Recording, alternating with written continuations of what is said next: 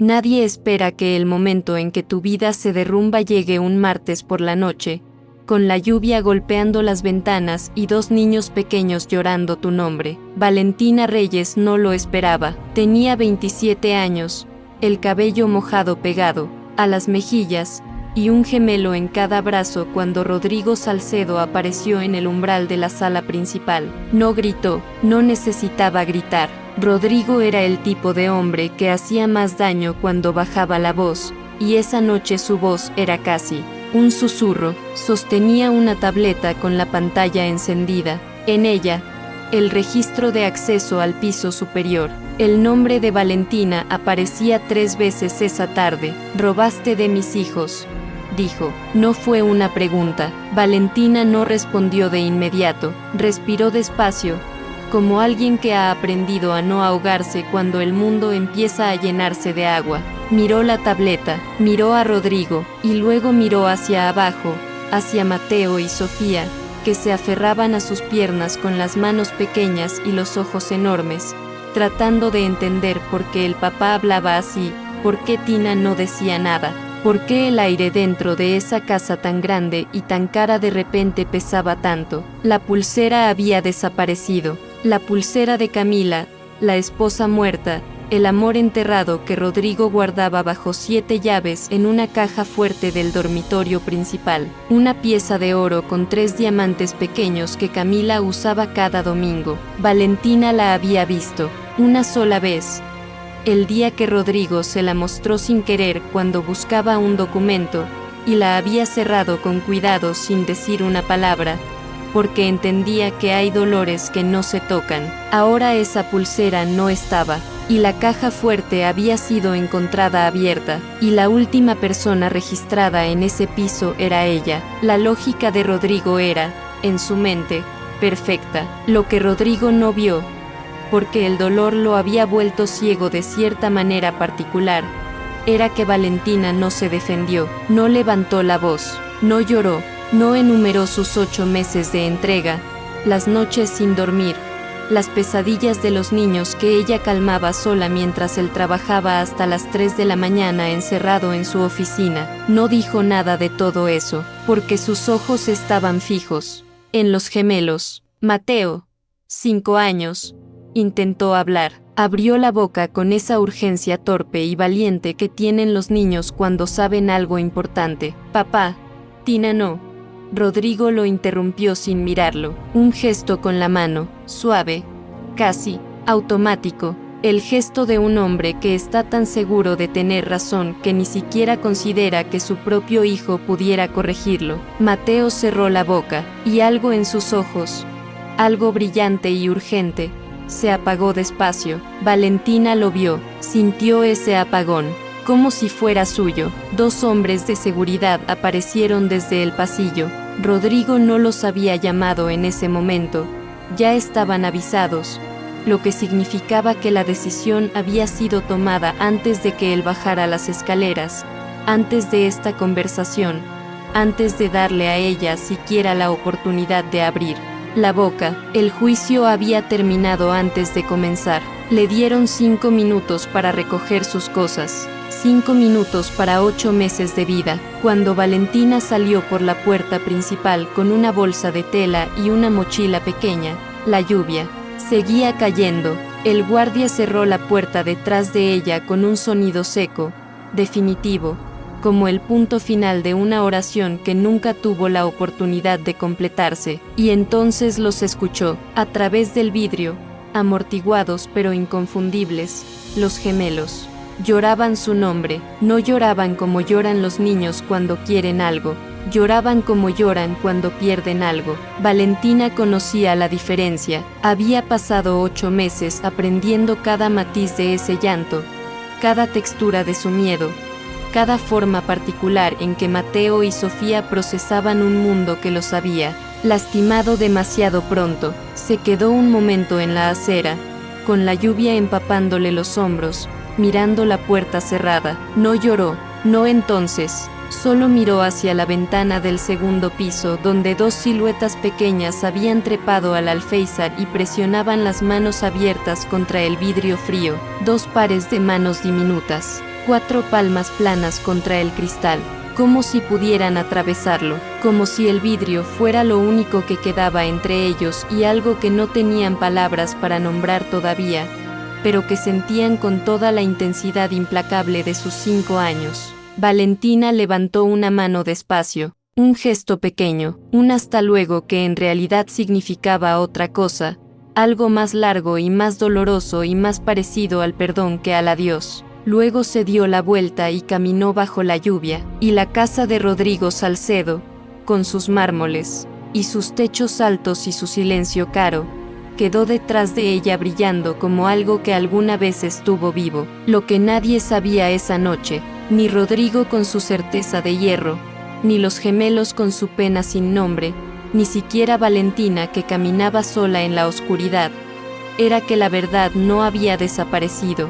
solo estaba esperando que alguien estuviera listo para escucharla. 8 meses antes de esa noche de lluvia, Valentina Reyes no estaba buscando trabajo, estaba sentada en la oficina pequeña y sin ventanas de una trabajadora social llamada Patricia, firmando los últimos papeles de un caso de custodia temporal que había concluido bien, que era la única forma en que los casos de custodia podían concluir para que Valentina pudiera seguir haciendo este trabajo sin que se le rompiera algo por dentro de manera permanente. Patricia la miró por encima de sus lentes y le dijo, con ese tono que mezcla la pregunta con la respuesta antes de que la otra persona hable, que había una situación, una familia, 2 bebés de 16 meses, un padre que no sabía cómo estar solo con ellos sin que le temblaran las manos. No, es mala persona, dijo Patricia, es un hombre que está muy perdido.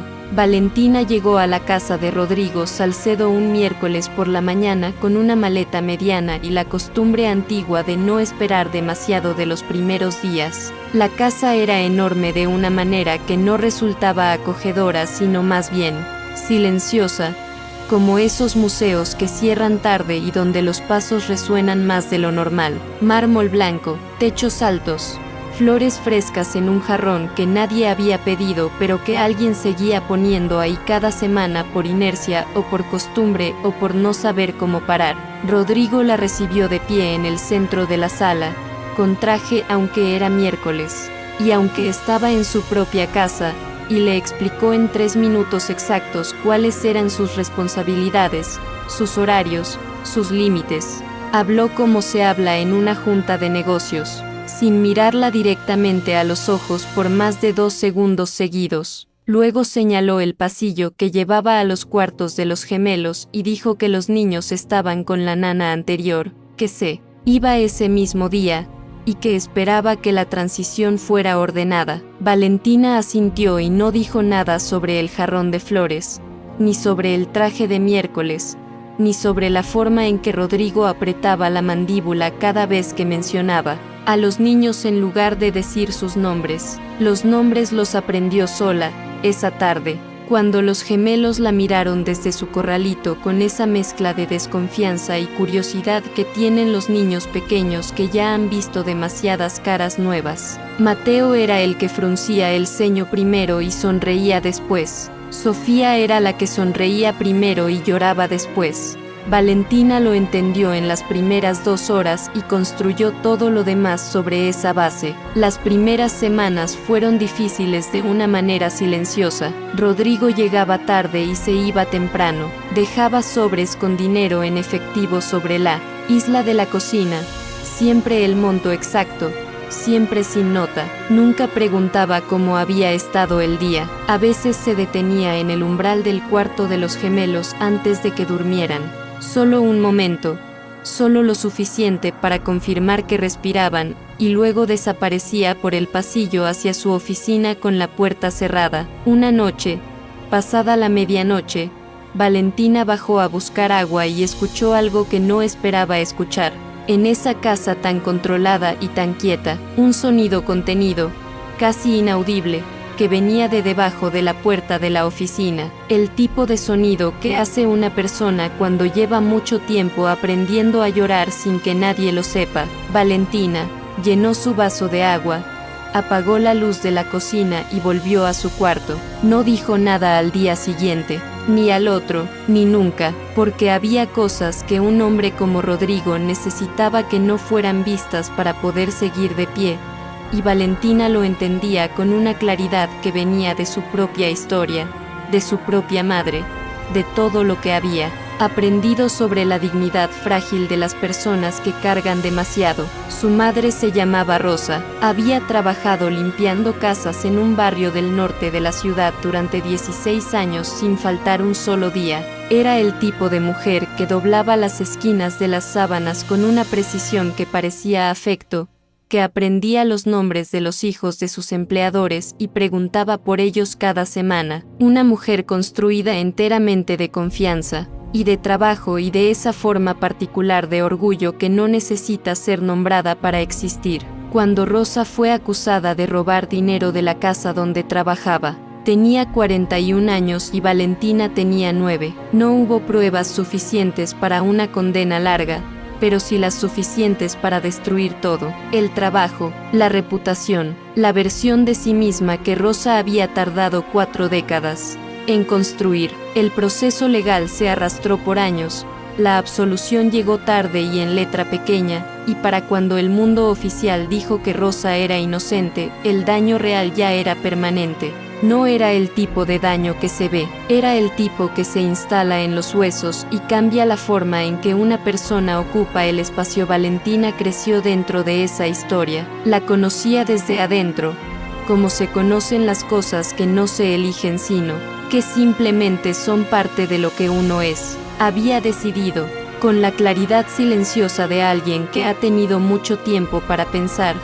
que su vida entera sería la prueba de que esa historia no tenía que repetirse, que el nombre Reyes podía significar algo diferente en su generación, que la honestidad no era solo un valor sino una forma de resistencia. Por eso este trabajo le importaba de una manera que iba más allá del dinero o la estabilidad, y por eso los gemelos, sin saberlo, fueron llegando a ella de una forma que no había anticipado. Mateo empezó a llamarla Tina a las 3 semanas, porque no podía pronunciar Valentina completo y nadie lo corrigió.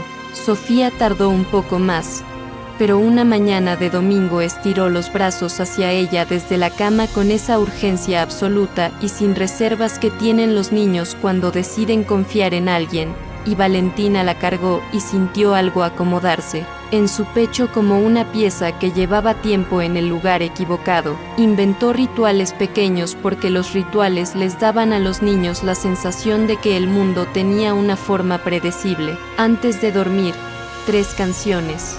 La primera tranquila, la segunda más corta, la tercera casi susurrada. Mateo elegía el orden, Sofía elegía el lado de la cama donde Valentina se sentaba. Era un sistema sin nombre que funcionaba con una precisión que ningún libro de crianza habría podido diseñar, porque había nacido de conocerlos a ellos específicamente, de prestarles atención con la totalidad de su presencia. Una tarde, mientras Sofía dibujaba en la alfombra del cuarto, Valentina le preguntó si quería dibujar a su mamá. Sofía levantó la vista, pensó, luego dijo con esa honestidad brutal y tierna de los niños de 5 años que no se acordaba bien de cómo era la cara de mamá. Valentina no respondió de inmediato, fue al cajón donde Rodrigo guardaba las fotos, las que nunca ponía en marcos pero que tampoco podía tirar, y sacó una con cuidado. Se la mostró a Sofía en silencio, y juntas, esa tarde, Sofía aprendió a trazar los rasgos de Camila con un lápiz de color, primero torpe, luego con más confianza, hasta que el dibujo se parecía lo suficiente como para que la niña lo mirara y dijera, satisfecha, ahí está mamá. Valentina guardó el dibujo en el cajón junto a las fotos. Esa misma semana enseñó a Mateo a hacer lo mismo. Lo que ninguno de los dos sabía era que Rodrigo los había visto una noche desde el pasillo. Había llegado temprano por primera vez en meses, y se había detenido en la puerta entreabierta sin hacer ruido, observando a Valentina sentada en el suelo entre sus 2 hijos, guiando la mano pequeña de Mateo sobre el papel, hablando de Camila.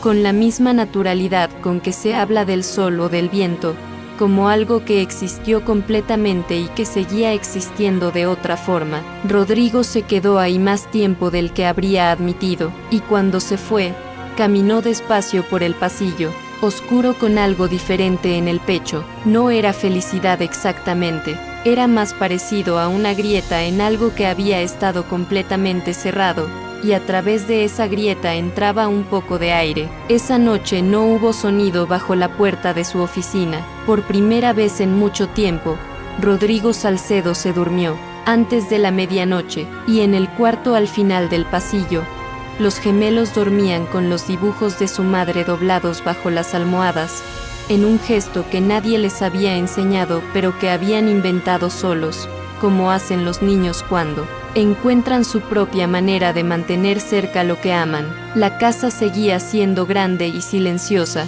pero algo, muy despacio, había empezado a cambiar dentro de ella. Lo que nadie veía todavía era que alguien más también estaba mirando, alguien que no encontraba ese cambio reconfortante, sino peligroso. Diego Fonseca llevaba 50 años, aprendiendo a parecer exactamente lo que no era. Era el tipo de hombre que llegaba a las reuniones 5 minutos antes y se iba el último, que recordaba los cumpleaños, que mandaba flores cuando alguien perdía a un familiar, que palmoteaba los hombros con una calidez calculada que la mayoría de las personas confundía con afecto genuino. Había construido su reputación sobre esa confusión durante décadas, y la había protegido con la misma paciencia meticulosa con que otros protegen sus ahorros. Rodrigo lo conocía desde los 22 años.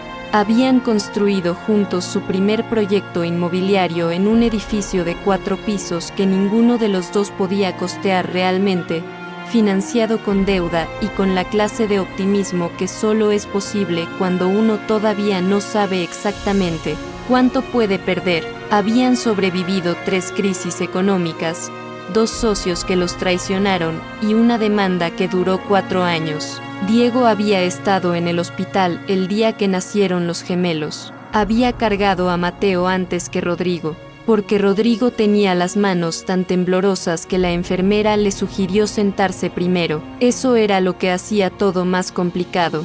No era un extraño, era la persona en quien Rodrigo más había confiado después de Camila, y precisamente por eso, cuando Camila murió y Rodrigo quedó paralizado por el dolor, Diego fue el primero en ofrecerse a gestionar los asuntos financieros de la empresa.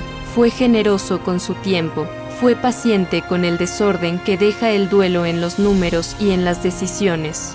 Fue, en apariencia, exactamente el amigo que uno necesita cuando no puede pensar con claridad. Lo que Rodrigo no vio, porque no estaba en condiciones de ver nada con claridad esos meses, era que Diego estaba usando esa claridad prestada para construir algo que no le pertenecía. No fue un robo dramático ni repentino, fue la clase de sustracción que se hace despacio, en capas, con paciencia de cirujano. Una cuenta paralela aquí, una comisión inflada allá, un contrato firmado en nombre de Rodrigo durante los meses en que éste apenas podía responder correos. Diego no tomaba grandes cantidades de una sola vez porque eso dejaba huellas fáciles de seguir. Tomaba porciones pequeñas de muchos lugares distintos, con la confianza de alguien que sabe que la persona que debería estar mirando está demasiado ocupada sobreviviendo su propio dolor. 14 meses.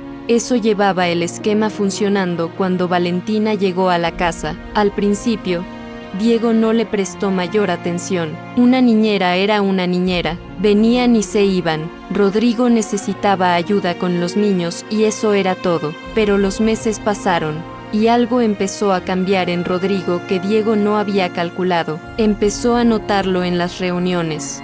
Rodrigo llegaba más descansado, hacía preguntas más precisas. Una tarde, revisando proyecciones financieras, señaló una discrepancia en un informe trimestral con una atención al detalle que llevaba más de un año sin mostrar.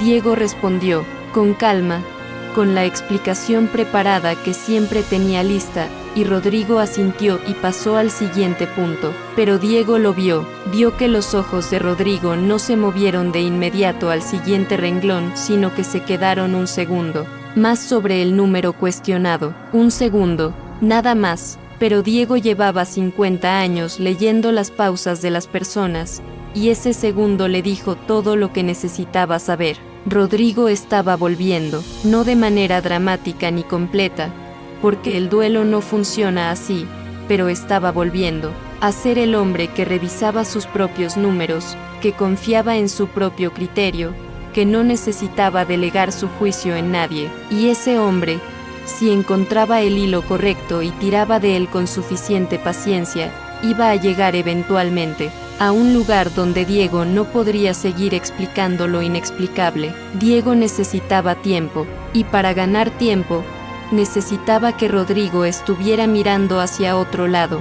Fue su asistente quien encontró la oportunidad, o quizás fue Diego quien la diseñó y dejó que su asistente creyera que la había encontrado solo, que era su manera de hacer las cosas. La pulsera de Camila era perfecta precisamente porque tocaba lo más profundo e irracional del dolor de Rodrigo. No era solo un objeto valioso, era el objeto más cargado emocionalmente en toda esa casa. Usarlo como herramienta significaba saber exactamente cómo funcionaba la herida de Rodrigo, conocerla desde adentro, con la intimidad de alguien que había estado presente el día del entierro y había visto la cara que ponía Rodrigo cuando nadie lo estaba mirando. La ejecución fue simple porque las mejores trampas siempre lo son. La bolsa de ropa donada llevaba 3 días junto a la puerta trasera de servicio. Valentina la había preparado un sábado por la mañana con la eficiencia discreta que tenía para todo,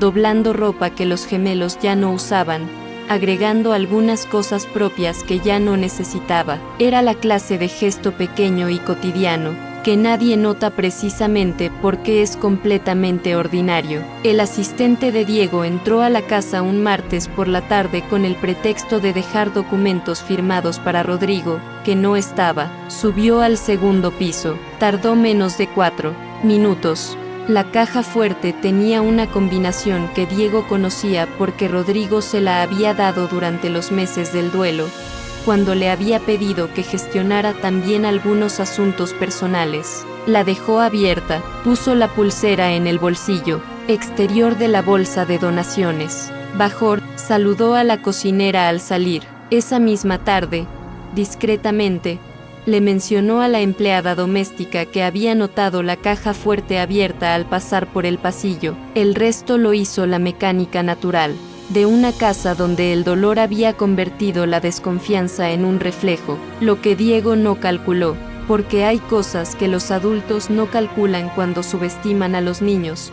Era que Mateo llevaba semanas jugando a ser espía con la tableta vieja de Rodrigo. Era un juego que Valentina le había inventado una tarde lluviosa cuando el niño estaba inquieto y necesitaba una misión. Le había enseñado a grabar videos cortos, a guardarlos en una carpeta, a revisar sus evidencias con seriedad. Mateo se había tomado el juego con una dedicación de 5 años que no distingue entre lo real y lo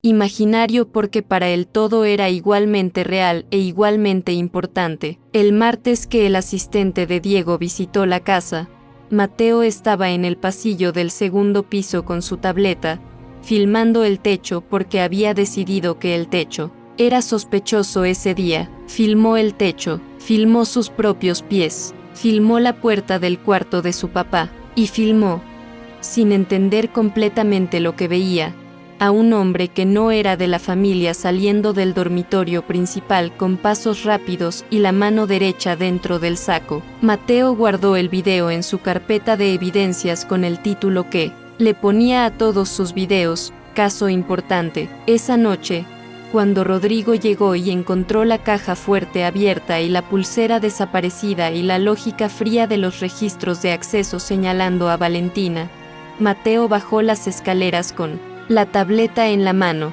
Intentó hablar, intentó mostrar su caso importante. Rodrigo lo interrumpió con un gesto suave y automático, el gesto de un hombre que está tan dentro de su propia certeza que no tiene espacio para ninguna otra información. Mateo bajó la tableta, guardó el video, y se quedó parado en el pasillo viendo cómo su padre tomaba la peor decisión de su vida con la tranquilidad de alguien que cree estar haciendo lo correcto. En las semanas que siguieron a la partida de Valentina, la casa volvió a llenarse de ese silencio conocido, pero era un silencio diferente al del duelo, más pesado, más culpable, con una textura distinta que Rodrigo no sabía nombrar, pero que sentía cada vez que pasaba por el cuarto de los gemelos y encontraba a Sofía mirando la ventana sin hablar. Sofía había dejado de hablar mucho. La psicóloga lo llamó respuesta de duelo agudo. Rodrigo lo llamó ajuste, lo llamó tiempo, lo llamó cualquier cosa que no requiriera que él se detuviera a considerar que quizás el silencio de su hija era la forma más honesta que ella tenía de decirle algo que las palabras de 5 años no alcanzaban a contener. Mateo sí hablaba, pero había dejado de contarle cosas a su padre, guardaba sus casos importantes solo, revisaba sus evidencias solo, y una noche, mientras Rodrigo trabajaba en su oficina con la puerta cerrada, Mateo abrió la carpeta de la tableta, buscó el video del martes, lo vio una vez más con sus ojos de 5 años que no entendían los esquemas financieros ni las traiciones adultas, pero que sí entendían perfectamente cuando algo no estaba bien, y lo guardó de nuevo con el cuidado de alguien que sabe, sin saber exactamente cómo lo sabe, que ese video es importante, que algún día alguien va a necesitar verlo. Diego, mientras tanto, firmó con Rodrigo la adquisición más grande en la historia de la empresa. Brindaron con agua mineral porque Rodrigo no tomaba alcohol desde la muerte de Camila. Diego sonrió con esa calidez calculada que había perfeccionado en 50 años, y dijo que Camila estaría orgullosa. Rodrigo asintió y miró hacia otro lado, y en algún lugar de la ciudad, en una guardería pequeña con paredes de color amarillo deslavado, Valentina Reyes llegaba a su primer día de trabajo con una maleta mediana y la costumbre antigua de no esperar demasiado de los primeros días. Pero la verdad, aunque nadie la estuviera buscando todavía, ya estaba en movimiento. Las verdades que importan siempre lo están. Hay un momento específico en que una mentira construida con paciencia empieza a deshacerse. No es dramático, no llega con señales ni con ruido, llega como llegan las grietas en las paredes viejas, despacio, casi invisible, hasta que un día uno se da cuenta de que ya no puede ignorarla. Para Rodrigo, ese momento llegó un jueves por la mañana en la forma de una sola línea en un informe de auditoría. Su abogado la había subrayado con lápiz, sin comentarios adicionales, porque era el tipo de hombre que prefería dejar que los números hablaran antes de agregar su propia voz.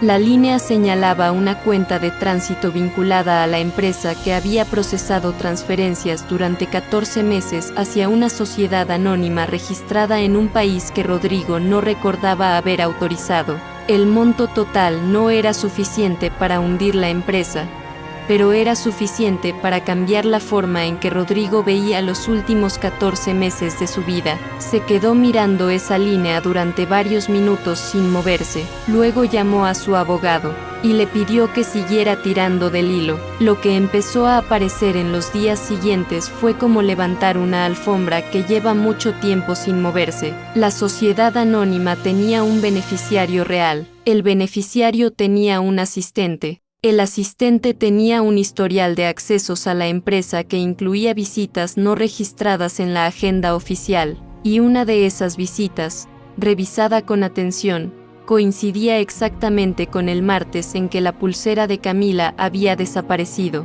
Rodrigo leyó esa coincidencia 3 veces. La primera vez la leyó y no quiso entenderla. La segunda vez la leyó y sintió algo moverse en su estómago con una lentitud insoportable. La tercera vez la leyó y tuvo que levantarse de su escritorio y pararse frente a la ventana y mirar hacia afuera durante un tiempo que no supo medir, porque entender lo que estaba entendiendo requería desmantelar algo que había construido con mucha convicción, y eso nunca ocurre de golpe sino en capas, cada una más dolorosa que la anterior. Diego, su socio de 30 años, el hombre que había cargado a Mateo antes que él en la sala de maternidad, llamó a su abogado con voz plana y le dijo que necesitaba todo, cada documento, cada transferencia, cada registro de acceso, que no dejara nada sin revisar. Mientras eso ocurría en el mundo de los adultos, en el cuarto de los gemelos ocurría algo completamente distinto. La psicóloga de los niños se llamaba Marcela, iba los miércoles por la tarde y trabajaba con ellos por separado, con esa paciencia específica que tienen las personas que han aprendido a escuchar lo que los niños dicen cuando no están diciendo nada. Con Mateo avanzaba bien, era un niño que procesaba hablando, que necesitaba exteriorizar para entender, y las sesiones con él eran activas y ruidosas y llenas de dibujos que luego pegaba en la pared de su cuarto. Con Sofía era diferente. Sofía había construido un silencio alrededor de sí misma que no era hostil sino profundo, como esos lagos que parecen quietos en la superficie y tienen una temperatura completamente distinta en el fondo. Marcela no forzaba, sentaba a Sofía en la alfombra azul del consultorio con lápices de colores y papel, y simplemente estaba ahí, presente y sin urgencia, dejando que la niña llegara a su propio ritmo. Esa tarde de miércoles, 6 semanas después de la partida de Valentina, Sofía tomó un lápiz gris y empezó a dibujar. No dibujó a su madre, que era lo que solía dibujar.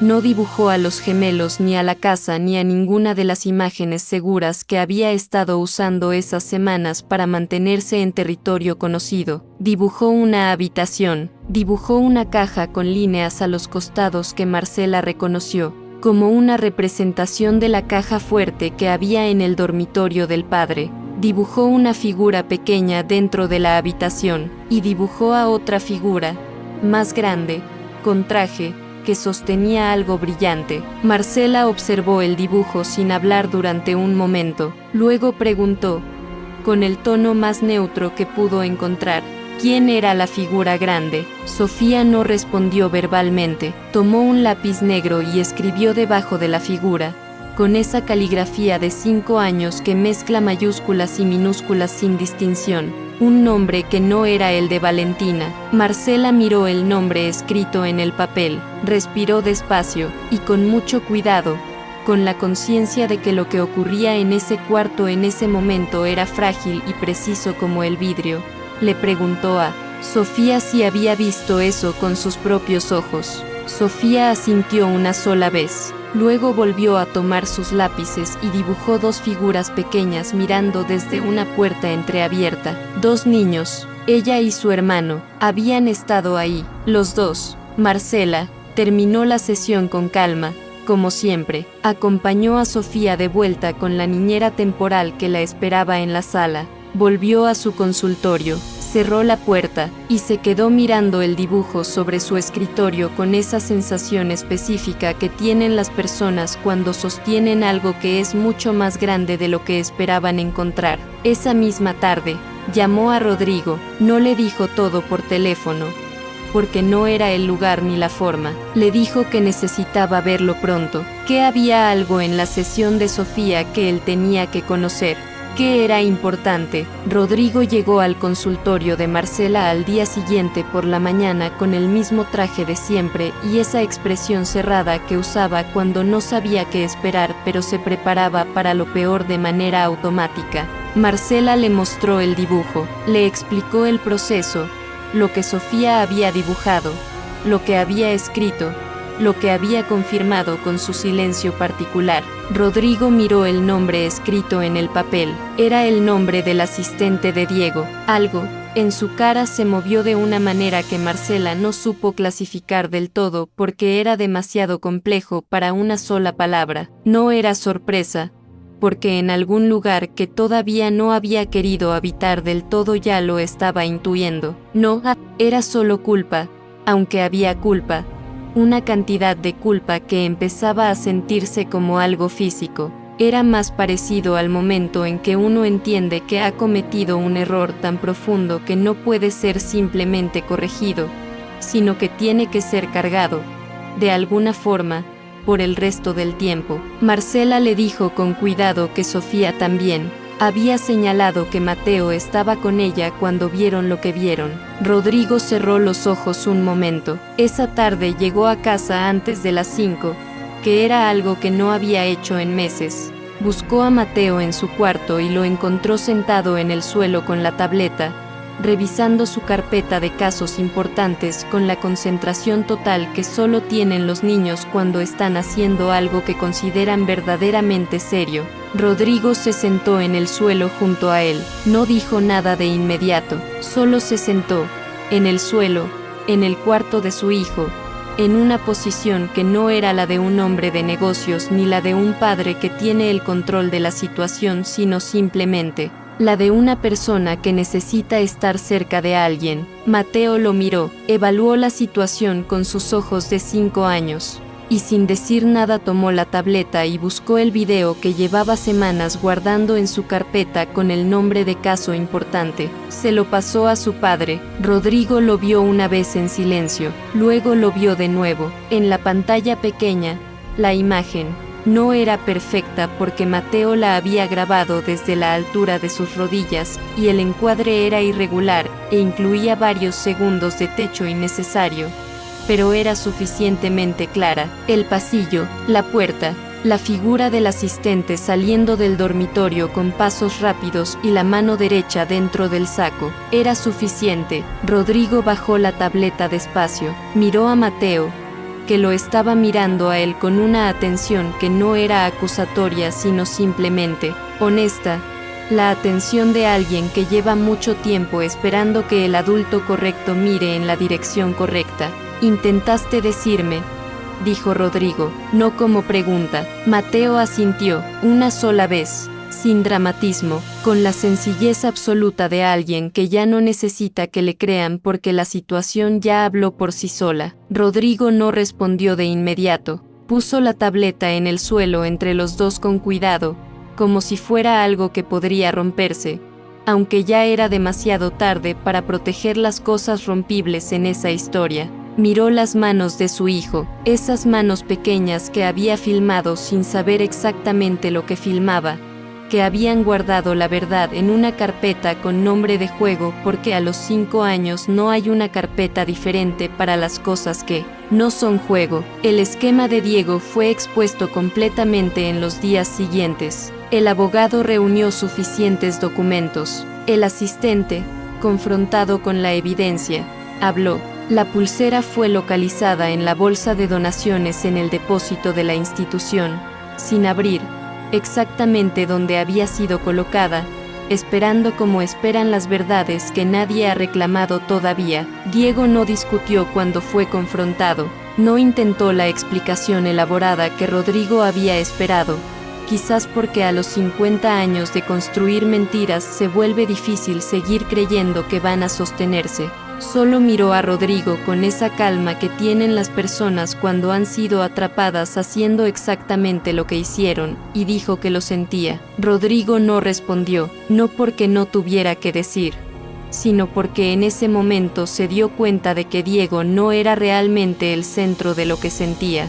Diego era el instrumento, pero él había sido el que había elegido no escuchar a su hijo, el que había interrumpido a Mateo con un gesto de la mano, el que había construido su certeza sobre la culpa de una mujer inocente porque era más fácil que construirla sobre su propia capacidad de equivocarse. Esa noche, después de que los gemelos se durmieran, Rodrigo se quedó sentado en el pasillo fuera de su cuarto durante un tiempo largo, no en su oficina, no detrás de una puerta cerrada, en el pasillo, en el suelo, con la espalda contra la pared y la casa en silencio alrededor, pensando en una mujer que había caminado bajo la lluvia sin defenderse, pensando en lo que eso significaba ahora que sabía todo lo que no había querido saber antes, y pensando en que el primer paso hacia algo que todavía no tenía nombre iba a requerir encontrarla, no para explicarse, no para recuperar lo que había roto,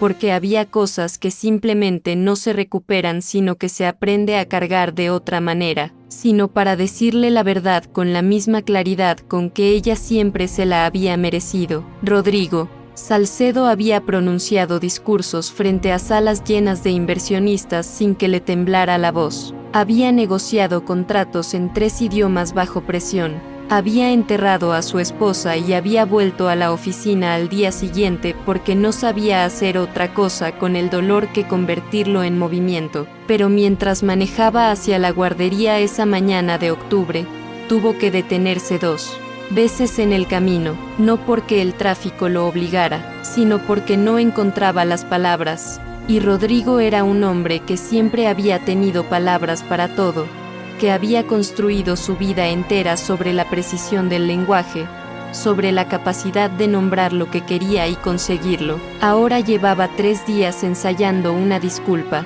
y cada versión que armaba se deshacía antes de terminar, porque ninguna era suficiente y en algún lugar profundo y honesto de sí mismo ya sabía que ninguna podría serlo. La guardería estaba en una calle tranquila del sur de la ciudad, un edificio de un piso con paredes amarillas que el tiempo había ido aclarando hasta volverlas casi blancas. Había dibujos pegados en las ventanas, hechos con crayones gruesos, el tipo de arte que solo tienen valor para quien los hizo y para ¿quién los quiere? Rodrigo se quedó un momento sentado en el carro mirando esa fachada pequeña y ordinaria, tan diferente de todo lo que él había construido, y pensó que Valentina había elegido este lugar con la misma lógica con que elegía todo, no por lo que parecía sino por lo que era. Entró. Una recepcionista joven lo miró con la cortesía automática de quien recibe padres todo el día. Rodrigo dijo el nombre de Valentina con una voz más baja de lo que pretendía. La recepcionista desapareció por un pasillo y Rodrigo se quedó de pie en la entrada, con las manos dentro de los bolsillos del saco, sintiéndose más fuera de lugar que en cualquier reunión de negocios en su vida. Valentina apareció desde el fondo del pasillo con una niña pequeña de la mano, una que no era suya pero que caminaba a su lado con la confianza de quien ya sabe que esa mano no la va a soltar. Cuando vio a Rodrigo se detuvo un momento, solo un momento, luego se agachó, le dijo algo al oído a la niña, y la niña trotó hacia el patio interior sin mirar atrás. Se miraron desde el pasillo. No había forma elegante de comenzar esto, y Rodrigo lo había sabido desde el principio, pero había seguido buscando una de todas formas, como hacen las personas cuando la verdad que tienen que decir es demasiado pesada para cargarla sin antes encontrar la forma correcta de depositarla. Ahora estaba frente a ella y la forma correcta no existía. Entonces simplemente empezó. Le dijo que Diego había sido arrestado, que el esquema financiero llevaba más de 1 año operando, que la pulsera había sido encontrada exactamente donde la pusieron, sin que Valentina la hubiera tocado nunca, que su nombre había sido limpiado de manera oficial y pública, con un comunicado que su equipo legal había redactado con la precisión que el caso merecía. Valentina escuchó todo esto sin interrumpir, con esa quietud suya que Rodrigo había confundido alguna vez con indiferencia y que ahora reconocía como algo completamente diferente, como la quietud de alguien que ha aprendido a contener mucho sin que se le note en la superficie. Luego Rodrigo intentó decir lo que había ensayado. 3 días. No pudo. Lo que salió en cambio fue más simple y más verdadero y más roto que cualquier versión que había preparado. Le dijo que lo sentía, que no había escuchado a sus hijos cuando debía haberlos escuchado, que había elegido su propia certeza sobre la verdad porque la certeza era más fácil de cargar que la posibilidad de haberse equivocado en algo tan fundamental, que sabía que eso no tenía arreglo con palabras, que lo sabía y había venido de todas formas porque quedarse callado habría sido otra forma de cobardía y ya había sido cobarde suficientes veces. Hizo una pausa. Valentina lo miró con una expresión que no era fría ni cálida sino completamente honesta, que es la expresión más difícil de sostener porque no te da nada a que aferrarte. Y entonces dijo algo que Rodrigo no esperaba, no porque fuera cruel, sino porque era completamente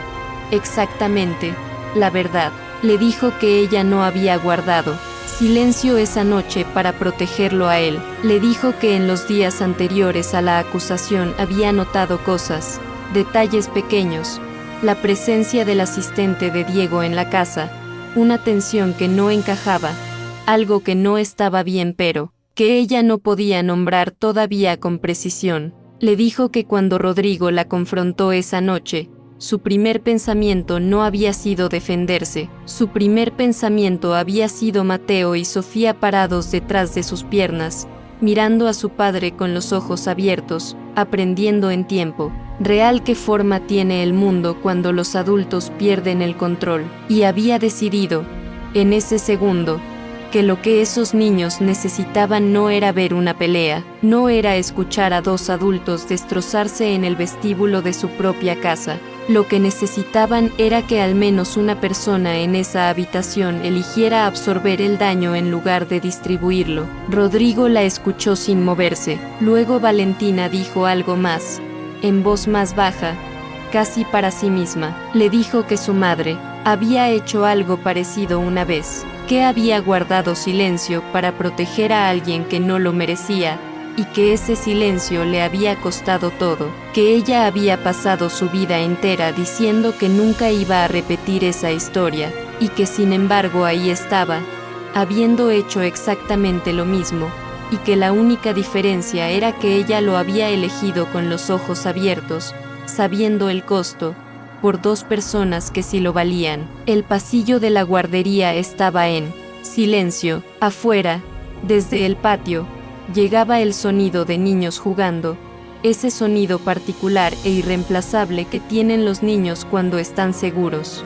cuando no saben que el mundo puede complicarse tanto. Rodrigo le preguntó qué podía hacer. Valentina pensó un momento, luego dijo que su nombre importaba, que siempre había importado, que el comunicado estaba bien y que agradecía que hubiera sido público y claro y sin medias palabras, que eso era lo que necesitaba de él en términos de reparación formal. Rodrigo asintió, luego preguntó, con una voz que ya no tenía nada de la seguridad con que había llegado, si consideraría volver. Valentina no respondió de inmediato, miró hacia el patio, miró sus propias manos, miró a Rodrigo con esa honestidad suya que no necesitaba adornos, y le dijo que no, no con frialdad, no con resentimiento, con la misma calma con que había hecho todo lo importante en su vida. Le dijo que lo que había pasado no era un malentendido solucionable, era una fractura en algo fundamental, en la forma en que él había decidido quién era culpable sin preguntarle a nadie,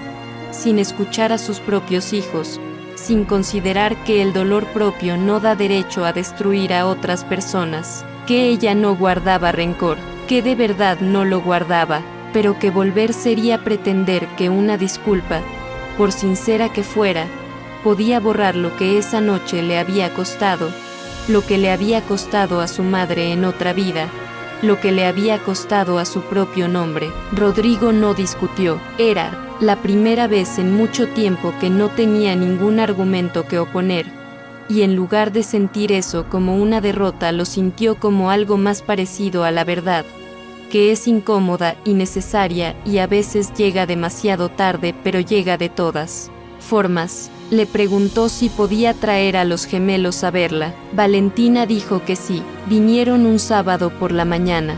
Rodrigo los trajo y se quedó junto al carro, porque había cosas que entendía ahora que antes no podía ver, y una de ellas era que su presencia en ese reencuentro no era necesaria ni bienvenida, y que el acto más honesto que podía hacer era dar espacio. Sofía la vio desde la reja y corrió. No trotó, no caminó con cuidado, no hizo ninguna de las cosas que hacen los niños cuando no están seguros.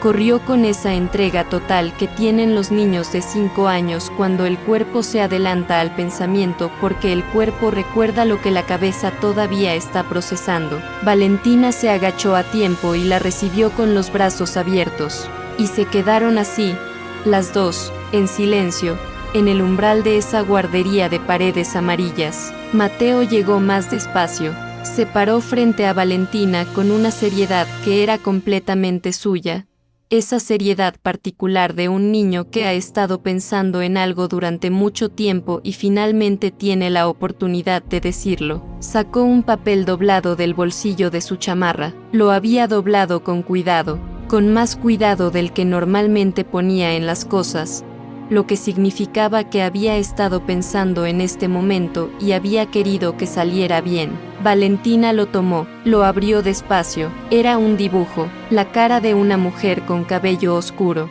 y ojos grandes, trazada con lápices de colores con esa mezcla de torpeza y precisión que tienen los dibujos de los niños cuando ponen todo lo que saben. Era la cara de Camila, el mismo dibujo que Valentina le había enseñado a hacer meses atrás, rehecho desde la memoria, con más detalle ahora, con más confianza en la línea, porque Mateo había seguido practicando aunque ya no hubiera nadie que le enseñara. Debajo del dibujo, en letras de imprenta desiguales, 5 palabras escritas con el esfuerzo visible de alguien que todavía está aprendiendo a darle forma al mundo a través del lenguaje. Le dijimos. No escuchó, lo sentimos. Valentina leyó las palabras una vez, las leyó otra vez, y entonces, por primera vez desde esa noche de lluvia, lloró. No fue un llanto de derrota ni de rabia acumulada, fue el tipo de llanto que sale cuando algo que estuvo apretado durante demasiado tiempo finalmente encuentra por dónde soltarse, el tipo que no avisa, que no pide permiso, que simplemente llega porque el cuerpo sabe antes que la mente que ya es seguro sentirlo. Mateo la miró con sus ojos serios de 5 años y luego, con la misma deliberación con que había sacado el papel del bolsillo, extendió la mano y la puso sobre el brazo de Valentina. Un gesto pequeño, completamente suyo, sin que nadie se lo hubiera enseñado. Desde junto al carro, Rodrigo vio todo esto sin moverse, no escuchó las palabras, no vio el dibujo, solo vio a sus 2 hijos junto a una mujer que los había querido cuando él no había sabido cómo, y vio que algo en esa imagen era irreparable de una manera que no tenía que ver con el dinero ni con los comunicados de prensa, ni con ninguna de las herramientas que él había usado toda su vida para arreglar las cosas que rompía. Había cosas que no se reparaban, solo se cargaban. Esa tarde, después de que los gemelos volvieron al carro con las mejillas coloradas y Sofía hablando sin parar de los niños que había visto en el patio, Rodrigo llamó a su abogado. Le dio una instrucción específica. La pulsera de Camila, recuperada, sin una marca, perfectamente intacta, no iba a volver a la caja fuerte del dormitorio. Iba a ser donada a la misma institución para la que Valentina la había destinado sin saberlo.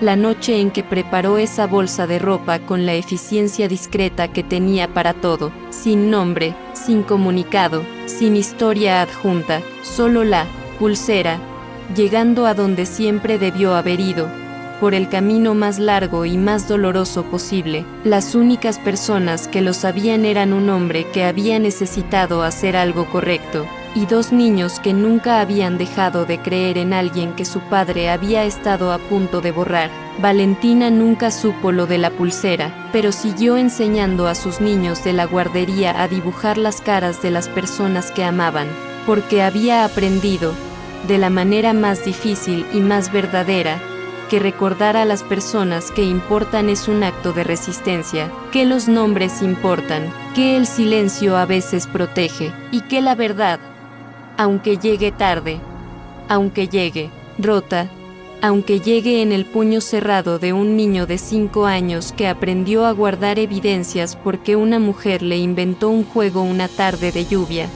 la verdad siempre encuentra su camino, siempre.